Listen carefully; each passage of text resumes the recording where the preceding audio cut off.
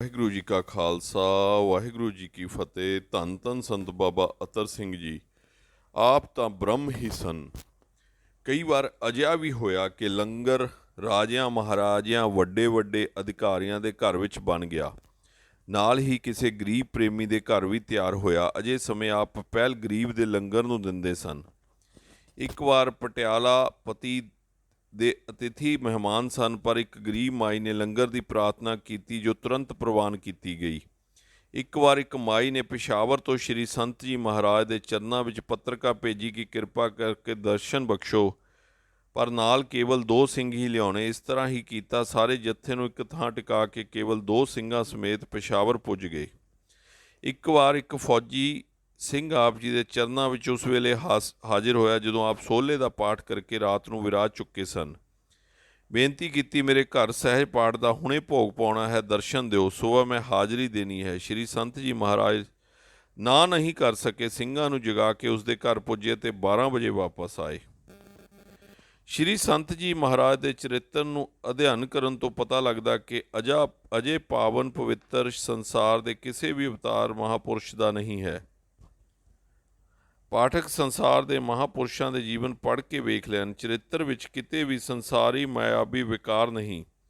ਵਾਲ ਵਰੇਸ਼ ਤੋਂ ਯੁਵਕ ਤੇ ਬ੍ਰਿਧ ਅਵਸਥਾ ਤੱਕ ਮਨ ਬਾਣੀ ਕਰਮ ਦੁਆਰਾ ਕੇਵਲ ਨਾਮ ਸਿਮਰਨ, ਸਦਉਪਦੇਸ਼, ਪਰਉਪਕਾਰ, ਬ੍ਰਹਮ ਚਿੰਤਨ ਹੈ। ਵਿਸ਼ਵ ਪ੍ਰਤੀ ਸਮਦ੍ਰਿਸ਼ਟੀ ਰੱਖਣ ਵਾਲੇ, ਉਸਤਤ ਨਿੰਦਕ, ਕੰਚਨ ਮਾਟੀ ਨੂੰ ਸਮਝਣ ਵਾਲੇ 10 ਸਤਿਗੁਰੂਆਂ ਨੂੰ ਛੱਡ ਕੇ ਪਰਮ ਅਲੌਕਿਕ ਮਹਾਪੁਰਸ਼ ਸਨ। ਅਜਿਤ ਧਾਰਨਾ ਤੋਂ ਕਰਨੀ ਵਾਲੇ ਅਕਾਲੀ ਜੋਤ ਵੀ ਹੋ ਸਕਦੀ ਹੈ ਜੋ ਸਤਿਗੁਰੂ ਗੁਰੂ ਨਾਨਕ ਦੇਵ ਜੀ ਮਹਾਰਾਜ ਦੇ ਸਿਧਾਂਤ ਨੂੰ ਸਥਾਪਨ ਕਰਨ ਵਾਸਤੇ ਪ੍ਰਗਟ ਹੋਈ ਸੀ। ਇੱਕ ਵਾਰ ਆਪ ਜਾ ਰਹੇ ਸਨ। ਰਸਤੇ ਵਿੱਚ ਗਧਾ ਖੜਾ ਸੀ। ਸਿੰਘ ਪਾਸੇ ਹਟਾਉਣ ਲੱਗੇ। ਸ਼੍ਰੀ ਸੰਤ ਜੀ ਮਹਾਰਾਜ ਨੇ ਫਰਮਾਇਆ, ਪ੍ਰੇਮੀ ਨੂੰ ਖੜਾ ਰਹਿਣ ਦਿਓ, ਇਸ ਦੇ ਆਨੰਦ ਵਿੱਚ ਵਿਘਨ ਨਾ ਪਾਓ, ਅਤੇ ਆਪ ਰਸਤੇ ਤੋਂ ਪਾਸੇ ਦੀ ਲੰਘੇ। ਇੱਕ ਵਾਰ ਆਪ ਜੀ ਦੀਵਾਨ ਵਿੱਚ ਬੈਠੇ ਸਨ ਤਾਂ ਇੱਕ ਅਠੂਹਾ ਚਰਨਾਂ ਉੱਪਰ ਦੀ ਸਿਰ ਉੱਪਰ ਚਲਾ ਗਿਆ।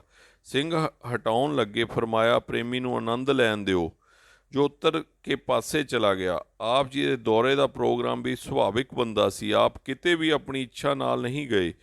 ਪ੍ਰੋਗਰਾਮ ਸੁੱਤੇ ਸਿੱਧ ਹੀ ਬਣ ਜਾਂਦਾ ਸੀ। ਜਿੱਥੇ ਆਪ ਸਦ ਉਪਦੇਸ਼ ਦਿੰਦੇ, ਉੱਥੇ ਅਗਲੇ ਪਿੰਡ ਦੀ ਸੰਗਤ ਪ੍ਰਾਰਥਨਾ ਕਰਕੇ ਨਾਲ ਲੈ ਜਾਂਦੀ ਸੀ। ਇਸੇ ਤਰ੍ਹਾਂ ਆਪ ਅੱਗੇ ਦੀ ਅੱਗੇ ਪ੍ਰਚਾਰ ਕਰਦੇ ਚਲੇ ਜਾਂਦੇ ਹੀ ਦੇਸ਼ਾਟਨ ਕਰਦੇ ਰਹੇ ਹਨ।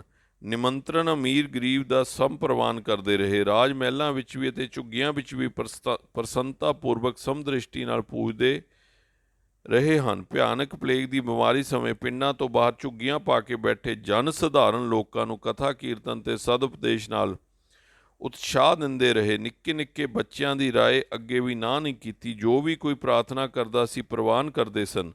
ਆਪ ਬ੍ਰਹਮ ਸ਼ਰੋਤੀ ਹੈ, ਬ੍ਰਹਮ ਨੇਸ਼ਟੀ, ਬ੍ਰਹਮ ਗਿਆਨੀ, ਸਰੈ ਬ੍ਰਹਮ ਸਨ। ਇਹੀ ਉਪਦੇਸ਼ ਆਪ ਜੀ ਨੇ ਅਧਿਕਾਰੀਆਂ ਨੂੰ ਮੰਨਣ ਅਤੇ ਨਿਤਿਆਸਨ ਕਰਵਾਇਆ ਹੈ। ਪੂਜਿਆ ਮਾਤਾ ਜੀ ਨੂੰ ਇਹੀ ਬ੍ਰਹਮ ਵਿਦਿਆ ਦਾ ਉਪਦੇਸ਼ ਦ੍ਰਿੜ ਕਰਵਾਇਆ ਸੀ। ਇਹੀ ਬ੍ਰਹਮ ਵਿਦਿਆ ਭਾਈ ਸ਼ੰਕਰ ਸਿੰਘ ਨੂੰ ਨਿਸ਼ਚੇ ਕਰਵਾਈ ਸੀ। ਇਹੀ ਸ਼ਾਸ਼ਵਤ ਗਿਆਨ ਭਾਈ ਹੀਰਾ ਸਿੰਘ ਜੀ ਰਾਗੀ ਨੂੰ ਪ੍ਰਪੱਕ ਕਰਵਾਉਂਦੇ ਰਹੇ ਸਨ। ਅੰਤਲੇ ਵਰਸ਼ ਤਾਂ ਆਪ ਇਹੀ ਸਿੰਘ ਘੋਸ਼ਣਾ ਕਰਦੇ ਰਹੇ ਸਨ, ਭਾਈ ਅਸੀਂ ਦੇਹ ਨਹੀਂ ਹਾਂ, ਸਵੈਂ ਬ੍ਰਹਮ ਹਾਂ। ਇਹ ਕੇਵਲ ਕਥਨ ਮਾਤਰ ਨਹੀਂ ਸੀ, ਕਿਰਿਆਤਮਕ ਰੂਪ ਵਿੱਚ ਕਮਾ ਕੇ ਸਿੱਧ ਕੀਤਾ ਸੀ। ਸ਼੍ਰੀ ਸੰਤ ਜੀ ਮਹਾਰਾਜ ਦਾ 2 ਵਾਰ ਸਖਤ ਆਪਰੇਸ਼ਨ ਹੋਇਆ ਹੈ। ਆਪ ਜੀ ਨੇ ਕੋਈ ਬੇਹੋਸ਼ੀ ਦੀ ਅਸ਼ੁੱਧੀ ਦਾ ਪ੍ਰਯੋਗ ਨਹੀਂ ਕੀਤਾ। ਕੇਵਲ ਇਹੀ ਕਹਿੰਦੇ ਰਹੇ, ਭਾਈ ਅਸੀਂ ਦੇਹ ਨਹੀਂ ਹਾਂ, ਮੈਂ ਦੇਹ ਦਾ ਸਾਖੀ ਸਤ ਚਿੱਤ ਆਨੰਦ ਰੂਪ ਦੇਹ ਤੋਂ ਨਿਆਰਾ ਹਾਂ। ਦੇਹ ਨਾਲ ਜੋ ਇੱਛਾ ਹੈ ਵਰਤਾਵ ਕਰੋ, ਸਾਨੂੰ ਕੋਈ ਕਸ਼ੋਭ ਨਹੀਂ ਹੈ। ਸਾਰਾ ਵਿਸ਼ਵ ਮੇਰੀ ਆਤਮਾ ਹੈ, ਮੇਰੀ ਆਤਮਾ ਸਾਰੇ ਵਿਸ਼ਵ ਵਿੱਚ ਹੈ। ਆਤਮਾ ਦੁੱਖ ਸੁੱਖ ਤੋਂ ਨਿਆਰੀ ਹੈ। ਆਤਮਾ ਨੂੰ ਸ਼ਾਸਤਰ ਕੱਟ ਨਹੀਂ ਸਕਦਾ। ਆਤਮਾ ਨੂੰ ਅਗਨੀ ਜਲਾ ਨਹੀਂ ਸਕਦੀ, ਜਲ ਡੁਬੋ ਨਹੀਂ ਸਕਦਾ, ਵਾਯੂ ਸੁਕਾ ਨਹੀਂ ਸਕਦੀ।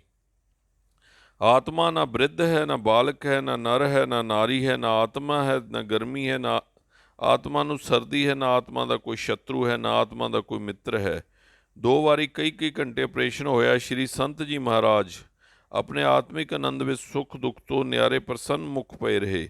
ਕੋਈ ਕਸੀਸ ਨਹੀਂ ਵੱਟੀ, ਹਾਏ ਨਹੀਂ ਆਖੀ। ਸਤਿਗੁਰੂ ਜੀ ਨੇ ਸੁਖਮਨੀ ਸਾਹਿਬ ਵਿੱਚ ਬ੍ਰਹਮ ਗਿਆਨੀ ਦੇ ਜੋ ਲਕਸ਼ਣ ਤਥਾ ਉਪਮਾ ਕੀਤੀ ਹੈ, ਉਸ ਨੂੰ ਸਤ ਕਰਕੇ ਵਿਖਾ ਦਿੱਤਾ ਕਿ ਭਾਈ ਅਸੀਂ ਦੇਹ ਨਹੀਂ ਹਾਂ। ब्रह्म दीसे ब्रह्म सुनिए, एको एक बखानिए, आत्म पसारा करनहारा, प्रभ बिना नहीं जाने। ਧੰਨ ਧੰਨ ਸ੍ਰੀ ਗੁਰੂ ਗ੍ਰੰਥ ਸਾਹਿਬ ਜੀ, ਧੰਨ ਧੰਨ ਸੰਤ ਬਾਬਾ ਅਤਰ ਸਿੰਘ ਜੀ, ਗੁਰਸਾਗਰ ਮਸਤਵਾਣਾ ਸਾਹਿਬ ਵਾਲੇ।